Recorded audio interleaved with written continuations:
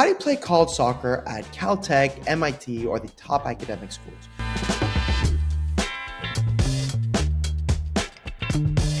So playing at the top academic schools is really competitive and not an easy task. And you must start the process in your freshman, sophomore, junior year. You can do it, but make sure it's at the end of your sophomore year going into your junior year, not in the middle of your junior year.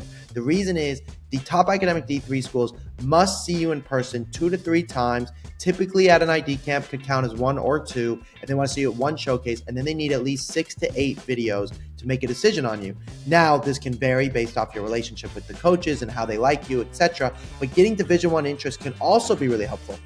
So today I'm going to show you an example of a student who actually got Division I interest during a showcase they went to from Colgate, which is a top D1 school. They ended up not liking the player from a recruiting perspective, but were willing to be a reference as he's going to go to MIT, their ID camp, and Caltech's ID camp. And they do have the grades. You can't just go to these schools with a 3.8 or 3.7 GPA. You pretty much need a 4.0 and an incredible test score to have a chance to get in. And then you have to be a good soccer player. Now, the coaches officially usually cannot get you in, but they do one of those where they kind of wink and they tell admissions like, I think this player's a good person. And then they're like, oh, really? Let's see their stuff. Wow, they really are smart.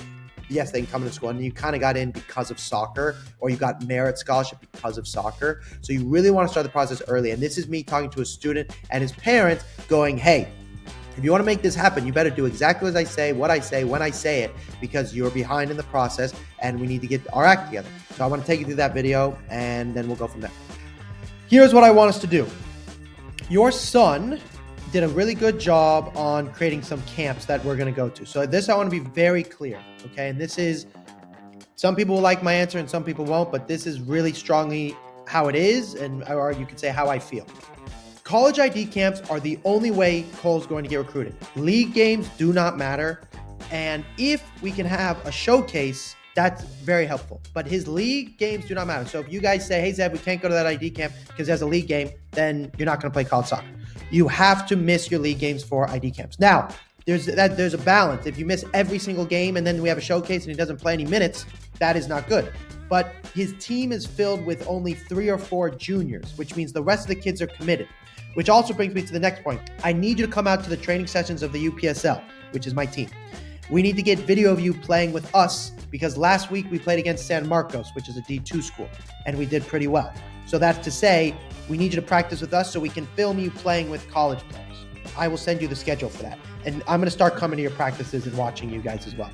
So that adds to this next thing. He is going to send an email to the Division III schools. And I've drafted the template. He knows what to say. He does need to find a genuine aspect for each one. I will help him do that. But it's important that you spend a little bit of time finding something genuine. We talked about this last time, but if you forget, finding something genuine means like you must find something either about the team itself or about somebody you know. So like with Tufts, you can mention Will.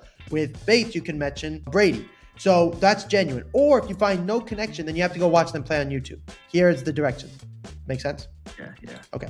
Now, in saying that, the next piece for your son is this. He has made a note of the ID camps that he is going to go to. And this, he will need your help for this. And this is, I cannot do this for you guys. I'm here to definitely help you through every step. But this is something we have to do as a family. So here are the camps that he made a note of that are happening. Mass ID camps will not work for Cole. Cole must go to individual ID camps and individual ID camps almost only. So by mass ID camp, what I mean is Amherst has a camp with multiple schools attending. Amherst are barely going to see him, and the other D1 schools that see him are not realistic, and it's a waste of our time. So PPA camp is not a great camp unless Amherst is our top choice, or if Amherst respond positively to our video emails, which we're going to do. But this is to say, mass ID camps are not great. Now, there are a few exceptions. One of those exceptions is this camp right here. This is in May.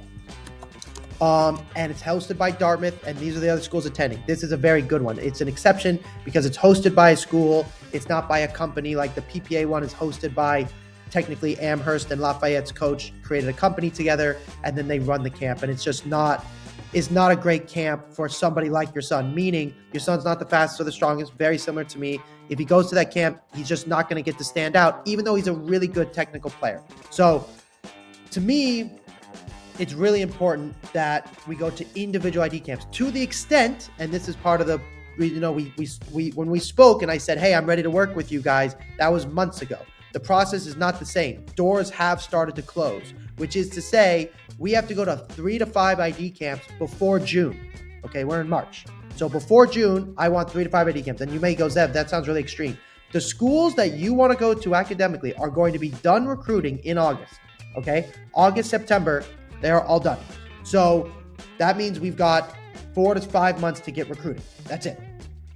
And in saying that, that's difficult because we're not playing MLS Next and we're not playing ECNL and we're not likely to switch. And I know you guys already played ECNL and it was a bad environment, which is why you're in the new environment. So we're not switching teams. We're staying with this team, but it means you have to go to lots of ID camps. With the example of Brady, who's at Bates, he went to their camp. That's how the coach really liked him. With the example of Tufts, Will's a very good soccer player, D1 level, like clearly D1 level by my standards and other coaches, but he wanted to go academically to Tufts. He went to 2 of their camps, and they saw him at a showcase. And that's a top D3 school that I would say is a reach for Cole at this time. So what that means is Bowdoin have a camp on April 14th. Okay, so I need both of you to look at this sheet. We're going to send emails out in hopes of getting genuine responses to decide which schools actually are interested in us. But because of time, we don't have the means to wait to find out if they're interested. So April 15th, Bowdoin, if you want to get recruited by Bowdoin, you need to go on April 15th. And it's far and it's a one-day camp and it's not an ideal situation, but that's what it's going to take.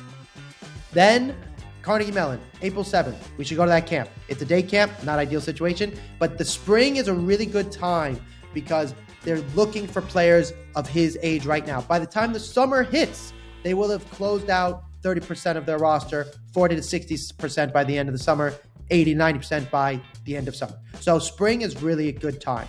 University of Chicago is a reach school. They won the whole NCAA tournament, but if we want to go in June, we're going to send them an email before then. Same with Emory, we'll send them an email. This is the Harvard Clinic. There's lots of schools going, so I'm not huge on that one. But this is another one. It's not hosted by a company. It's hosted by Harvard with other schools attending. Those I do like.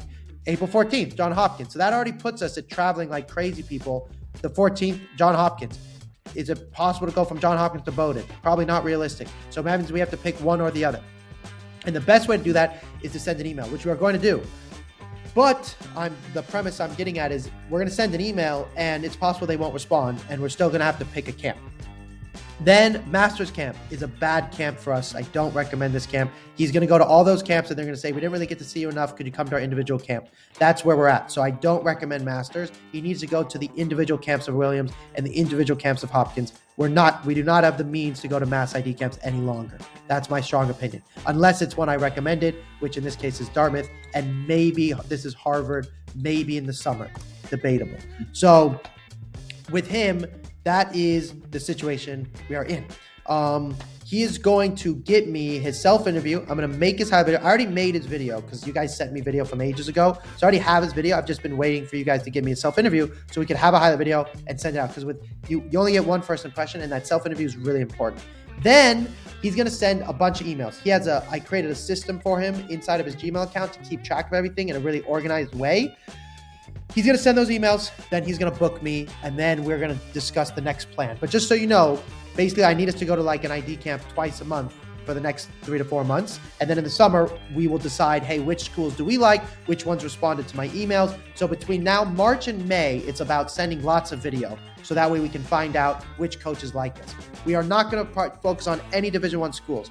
Now, we will send emails to Division I schools, but we're not going to their camps. That is a waste of time given the time frame we're in. If you want to play college soccer and you want more help playing at a top academic school or anything like that, please give me a call. Links in the bio. Make sure you're contacting me as a freshman or sophomore. Junior, okay, but don't wait longer than that. If you want to play college soccer, let me know. Talk soon. Bye.